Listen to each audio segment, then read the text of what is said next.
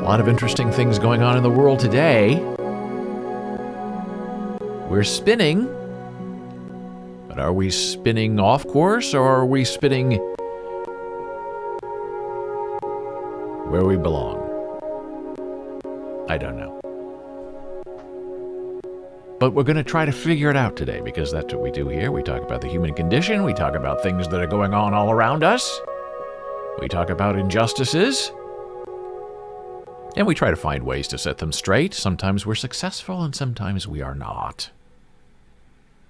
But having problems is a good thing. A lot of people want a conflict-free life. And those people, I argue, are not living. If you have a lot of problems, that means you're important. That means you have to problem solve. That means you need to find solutions that other people cannot find. So it's those sorts of challenges that meet us unexpectedly every day, that keep us going and keep us moving forward and pressing into the new universe. Or, as Mark Zuckerberg would have it, into the Metaverse. And I've been thinking about this for a long time. Virtual reality is not something new, but this new pressing need for Facebook to push us into this virtual world is odd and consuming in many ways. I'm not sure how it's going to work, let's say for the disabled, how it will become accessible for the deaf and the blind. Because right now, as I understand it, in the narrow world of the metaverse, you have this thing that you wear on your head, and then you have two controllers, one in each hand, that I guess moves you around the virtual world. I don't quite understand it, and I don't know if I want to understand it. But obviously, if you're holding things in your hands, you're not signing to people. And if you're blind, I don't know if they're doing some kind of stimulation where you can hear where you're moving. I don't know. And I've heard rumors that it will be open captioned, which is okay, I guess, if you're speaking, but if you're deaf and you do not speak, then how are people supposed to understand what you're saying to them? I don't know. And the only reason that this metaverse is being pushed is not for fun or because it's the next big thing for people. It's being pushed because it's going to make money. They want to charge you to live in a world that you create so you can escape the one in which you are currently bound. And you already see it. They're selling NFTs that you can put in your metaverse house.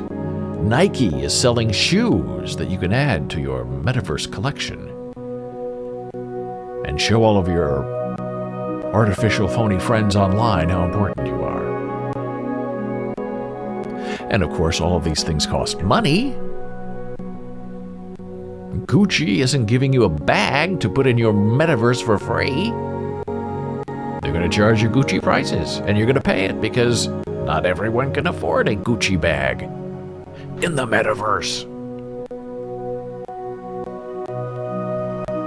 And this is all very familiar if you remember way back. Second Life.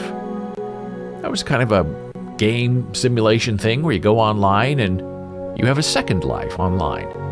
And it was sort of parodied and made fun of in the television show The Office. If you remember the episode where Dwight was some kind of overlord or something, flying in this second life.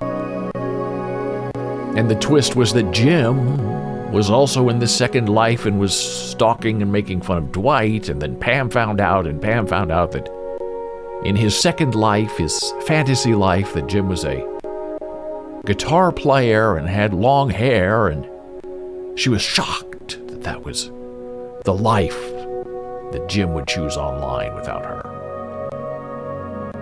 So it's already sort of been tried and kind of pooped out, and now they're trying to poop us right back into it via Facebook. And this kind of technological push is where people get left behind. You have to buy the thing, and you have to probably buy a subscription. And there are people of a certain age who will say, I draw the line there. I'm not going into that. I'm staying right here in the real world with the pollution and the sirens and all the ugly gunk that I've come to love. And those are hardcore people who are not going to go into a metaverse under any reason or circumstance. I admit I am sort of feeling like one of those people. And I will be left behind. Just as over the last 20 years, people who I know, and they were of a certain age, an older age, do not know how to use a computer. I like a typewriter. I like paper and pen. I'm not doing email. I'm not having a website. I'm too important. I deal only with newspapers and coverage. Then there was the social media push. Well, if you're not on social media, well, you're not really with it. You're not hip. You're not cool. It used to be AOL. It used to be first CompuServe, then AOL. Then it was Facebook. Oh, then Instagram. Now those are all out, and TikTok is number one. Little fantasy blurps. They get millions of views. For what purpose? I don't really know. And now Facebook itself is old. Kids don't go on Facebook because that's where their parents are, and that's where their grandparents are. And they're all talking as if it's this new fascinating technology. So the kids have moved on, and Facebook knows that, and Facebook is terrified because TikTok is going up and they don't have a TikTok competitor. They're trying to make Instagram into a competitor, but all of the young kids have already left. So this metaverse thing is supposed to be the next neat thing. The cool thing. All the cool kids are doing it. So put on your glasses and put on your fake mitt things and come and interact with me because I'm not really here. Will they use real personas, real names, real life? When I'm online, social media, Reddit, wherever I am, I use my real name. I don't hide behind a fake name.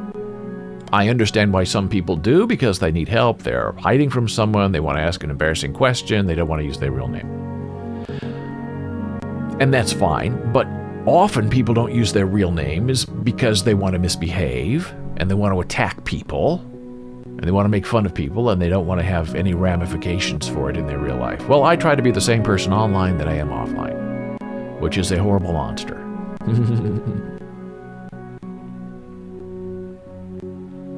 So once you get left behind, how do you get back? And finally people say, oh, I guess I should be on the Twitter. Then they finally join and they say, well, where are all my friends? There's nobody here to talk to. Well, they've all moved on. They moved on to TikTok. What's TikTok? I just learned Twitter. Exactly. That's how you get left behind. And some people don't mind being left behind. You go ahead and do the Twitter. I'm going to sit here and work on my website from 1991. And in these virtual worlds, I think it's the decline of imagination, where you used to be able just to sit at home and look out the window and think about things and imagine things and think of how your life might have been in a second life or a third life.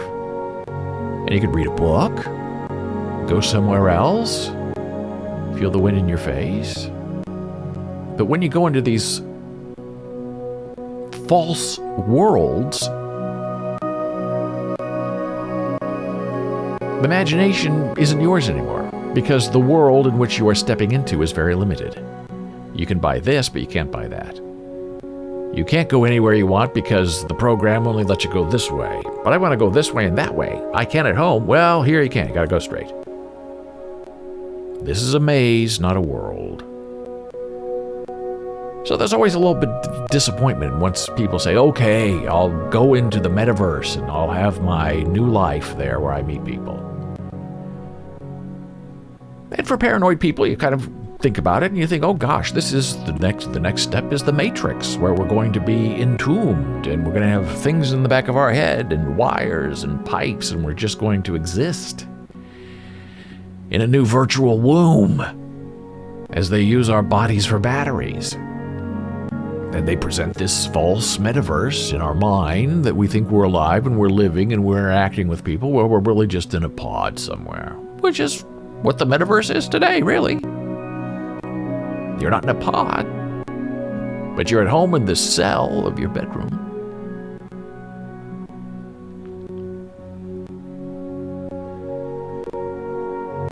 And here's sort of an interesting take on this metaverse thing. Because all technology is not created equal. They're all in competition with each other. Who can be better? Who can be more grotesque, let's say? So here's a take on what Apple is or is not doing with virtual reality and the metaverse. Mark Gurman writes, there's lots of interest in my take on Apple reality and the metaverse. And here's what he said. Do you think Apple headset will be a full metaverse play? Or just focus on core AR and virtual reality? Here's one word I'd be shocked to hear on stage. When Apple announces its headset, see, everyone's going to have these stupid headsets. So you can get out of your world. Metaverse. I've been told pretty directly that the idea of a completely virtual world where users can escape to, like they can in Meta platform, Facebook's vision of the future, is off limits from Apple. Executives today at the highest level of the company, and in the past, like Joni Ivey, have pushed for the virtual reality headset not to be an all-day device. Now, that's news to me. I didn't know the metaverse was supposed to be an all-day device. I thought you kind of get on there for an hour, half an hour, see your friends, interact, show off your Gucci bag and your Nike shoes, and then have lunch somewhere down the street. But I guess the idea is you live there. You wake up in the morning, you put on all your metaverse stuff, and I guess you go to work in the metaverse. Work from home, but you're there, in person in the metaverse. Pushed for the virtual reality headset not to be an all-day device, and instead, one that can be used for bursts of gaming, communication, and content consumption. Now, consumption is not free. Consumption usually has a price tag attached to it. The augmented reality headset is Apple's real priority because it can be worn all day and, naturally, not take anyone out of their real environment. Well, I think the whole thing sounds horrible. It's terrifying. That doesn't make me feel better about Apple. They're not protecting us from the metaverse. They're just doing it the Apple way. And what's to stop them? Once they figure out how to tap into our brains, what's to stop them from also having us be in these universes while we sleep? The metaverse and this virtual reality appears to require open eyes. And you close your eyes and you're out of the world. Now that would be interesting. You're in the metaverse walking around, you're getting a little tired, maybe some vertigo, and you stop and you close your eyes. And what do you see? I guess just darkness. What does that do to you in the world of the metaverse? Are you dead? Does it make you look like you're taking a nap? Does it just immobilize you? And what are people around you seeing when you close your eyes? Oh, he's sleeping standing up with his hand in his Gucci bag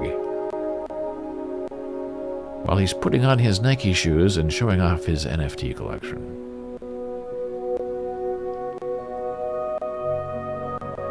So that's my take on this metaverse, this virtual reality that is coming for us, if we like it or not. Can we escape it? Will there be ethics? Will there be crime in the metaverse? Is it possible for you to kill someone in the metaverse and be held criminally responsible in the world of the metaverse? Can you escape a prison of the metaverse? Are you the same person in the metaverse that you are in the real world? In the real world, I'm free. I can go down the street. But in the metaverse, I'm doing 20 years to life. Thank you for the follow. Mao5. I don't think this metaverse thing, virtual reality thing, is something that we really want to mess around with. It gives me the heebie-jeebies, as the old folks say. Because once you get into it, how the heck do you get out of it? Well, they don't want us to get out of it. They want us in there so they can control us. And know what we're thinking, and know what our dreams and our desires are, and know how to put us to work. Because it's going to start off fun, and then the business people are going to come in and say, well, if you're going to play pool in the meta universe, you could also sit at this desk I have and answer a few emails. Wouldn't that be really fun? So you could have a second job, I guess, in the metaverse. And do you have children and pets and dogs that are real, or are they just virtual? Can you divorce your family and go into the metaverse on your own, even though your family is also online?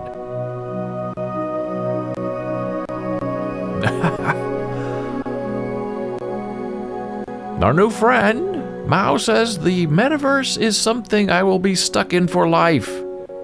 You will not take me hostage. Well, we talked about DNA sniffing yesterday, where the technology is there where they can put a sniffer in the world and record your DNA and put you in a database. And I'm waiting for the day for the crossover from your sniffed DNA in the real world to be imported into the metaverse, so we can track you virtually and non-virtually all day long to know what you're thinking and where you're feeling. And how far away are we from thought crimes going on in the metaverse? Well, in the metaverse, you killed 3 people. And it's suspiciously similar to 3 people who died in West Virginia.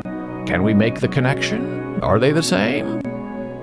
Can we blame other people for crimes you did not commit? Sniff the DNA and make it real.